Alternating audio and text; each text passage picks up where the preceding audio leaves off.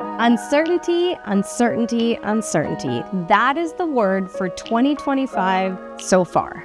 Welcome back to my channel, where you'll find beautiful listing videos, educational tips and tricks regarding buying and selling in Calgary's real estate market, and of course, my monthly real estate market updates. With the March stats in hand, I'm excited to tell you about what the data is revealing and what you can expect to some extent during these uncertain times.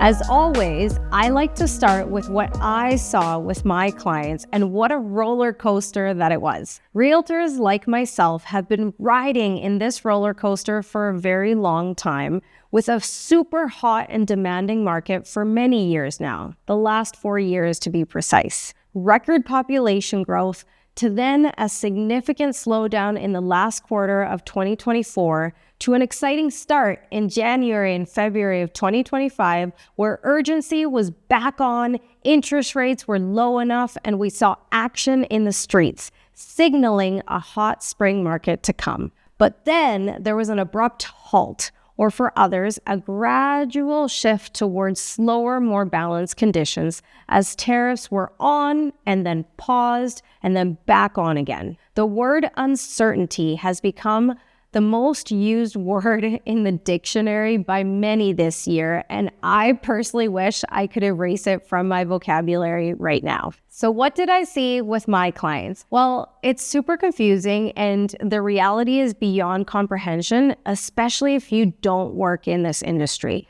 It's like you have to see it to believe it. While uncertainty fills the headlines, there's been noticeable shifts in some markets, yet other areas of the market remain as if nothing ever happened and are still super competitive. As a primarily listing-focused realtor, I can say that my listings as a whole, despite standout marketing efforts, are overall taking longer to sell, and strategic pricing remains key to speed up results. All in all, there's a lot of inventory in the apartment sector, which means that people have a lot of options to choose from, especially in certain price ranges. Sometimes you get lucky, but most don't, and you have to work that much harder to stand out. On another note, the detached and semi-detached sector, priced between $400,000 to $650,000, remains very competitive, with many multiple offers,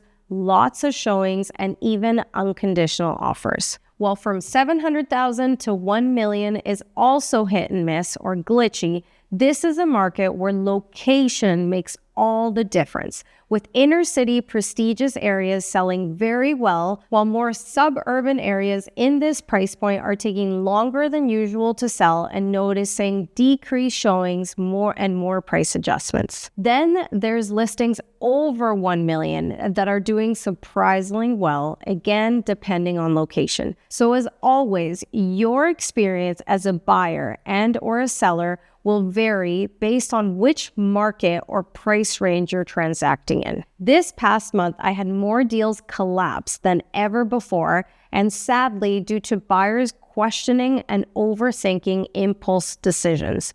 Overall, buyers are acting strangely, one could say. Some are expecting more of the market than it can realistically provide in their price range, while others are shopping but waiting for price decreases. And others, I'd say a good chunk, are honestly missing out on once-in-a-lifetime opportunities, if you ask me. While sellers are staying in touch with headline news and trying to outsmart buyers' expectations, I will say the spring season is always the busiest season for Calgary real estate, regardless of what's happening in the market.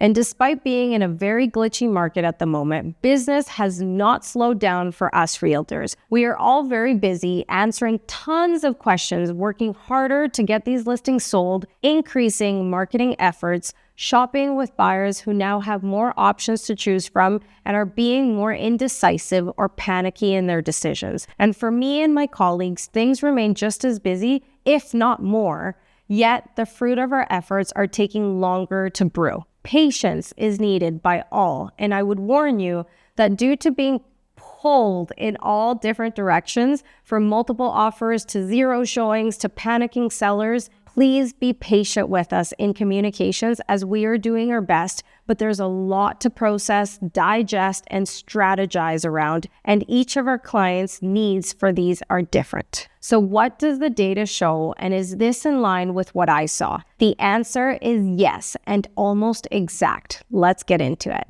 If this is the type of content you've been looking for, please show your support and don't forget to like, share, and subscribe. All of this talk of uncertainty and overall decreased consumer confidence has definitely impacted housing activity in March. Sales declined by 19% year over year across all property types, with the steepest declines seen in higher density categories like apartments and townhouses. However, as shared by Anne-Marie Larry, chief economist at the Calgary Real Estate Board, sales remained stronger than anything reported throughout 2015 to 2020, when we were in a recession. Easing demand has been met with seasonal gains in new listings and rising inventories, helping our market shift back towards balanced conditions following 4 consecutive years where the market favored the seller. March reported over 4,000 new listings, bringing the total residential inventory levels to 5,154 units. And the months of supply pushed up to 2.4 months overall. However, as I mentioned with what I saw, she says the market significantly varies depending on location, price point, and property type. In March, the unadjusted residential benchmark price reached $592,500, which is stable compared to last month, and prices reported last March. Both detached and semi-detached prices remain consistent with peak prices and continue to rise, while apartment and row-style homes continue to report slightly lower than last year's peak. For detached, we're sitting at just over 2 months of inventory, a significant improvement for buyers over the less than 1 month reported last spring. This is good news, buyers. However, conditions remain tight, with less than 2 months inventory for homes priced under $700,000 and a shift towards more balanced conditions for homes priced above $800,000, both in line with what I saw with my clients. The unadjusted detached benchmark price reached $769,800 in March, higher than last month and over 4% higher than last year, meaning that it's still a great time to sell in this market depending on your price range for detached homes. Limited supply equals rising prices for detached homes, although the pace of growth has slowed down compared to last year, and the largest price gains occurred in the city center. For semi-detached, including duplexes, there was an 11% decline in sales compared to last March. While conditions remain tight over the first 2 months of 2025, the boost in new listings in March relative to sales caused the months of supply to go up to 2.2 months, the highest levels reported since the end of 2022,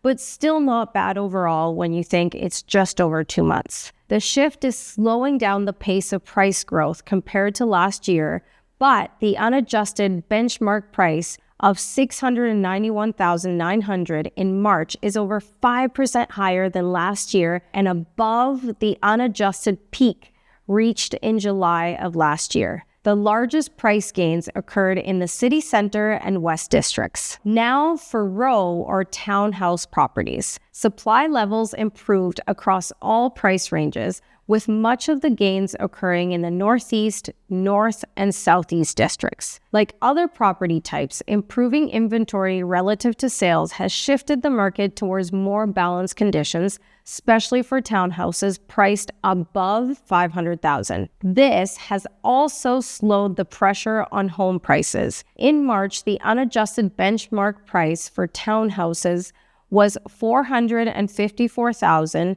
2% higher than last March, but almost 4% below peak levels reported in June of last year. So still good, but lower than peak levels last year which is welcome news for buyers. For apartments, relatively strong demand has been met with significant gains in new listings. As of March, there were 1,710 units in inventory, causing the months of supply to push up just over 3 months. While the months of supply has risen compared to the super low levels seen in the last 3 years, levels remain well below the over 6-month average seen throughout 2015 to 2020. But more supply has slowed the pace of price growth, same as we've seen with all the categories. The unadjusted benchmark price in March was $336,100, similar to last month and almost 3% higher than last March, meaning that despite volatile conditions,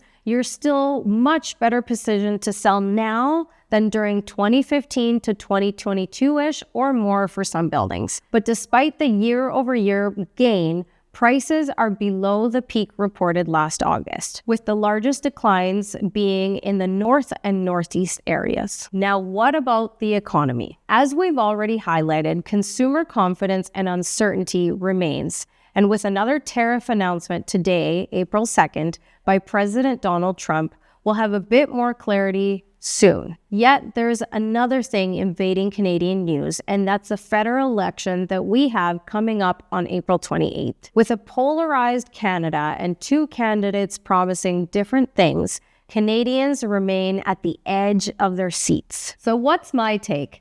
I believe we're in a bit of the same in the near future. Today's tariff announcement by President Donald Trump will provide clarity to some extent, but as long as tariffs are in place and given Trump's on-off and on-again approach, plus the election coming up, I think we'll have a similar update next month with some buyers choosing a wait-and-see approach. But I believe that after the election, half of Canadians will be angry, half will be happy, yet eventually everyone will move on again and the focus will go back to the spring real estate season around the start to middle of May. For those that can, and depending how tariffs are being felt, the extent, and their duration. Can you believe that we have not seen tariffs of this degree since the 1930s? So while economists will model different scenarios based on past experiences with tariffs, we have to admit that our world is completely different than it was in the 1930s or even times that we've seen tariffs thereafter. For more insight on the impacts of tariffs on the economy and the real estate market, watch my video above. Now, if we step back and look at our province, we have tons of positive things happening, including ongoing population growth, rising energy production, and ongoing investment in wide range of sectors from tech to food processing to renewable energy. Home to excellent post-secondary institutions, a dynamic workforce, great communities, established businesses, and new entrepreneurial ventures, Southern Alberta is in a great position to continue to grow in its economy. Now, if we could just get rid of these tariffs, but given that we don't know how long these tariffs will last, it is super important that you do your own research and consult with a trusted professional like myself and a mortgage broker to ensure that you are interpreting the information correctly. I do see a lot of misinterpretation of information right now. Then, to create your own thesis and make decisions based on that match your goals and your family's needs. But if we step aside, I also have to admit that there's a huge opportunity that people need to realize. Warren Buffett or Charlie Munger, one of the two, once said, "Be fearful when others are greedy and be greedy when others are fearful." Are you missing the opportunity at hand because of headline news? If the economy slows, could this present an opportunity to secure what you haven't been able to in the last 4 years due to a hot seller's market? How can you take advantage of this situation? That's where I feel the market is missing the mark, especially buyers. This market requires action. You have to know what you want and how much you're willing to pay. What remains hot will continue to be hot, as proven by the past few years as we move away from the pandemic era. And the areas that are slowing down might have great deals to be had to make money. In real estate, they say 80% of transactions are done by 20% of elite agents, no matter the market. Where do you spot opportunities where you can be greedy when others are fearful? Let me know in the comments.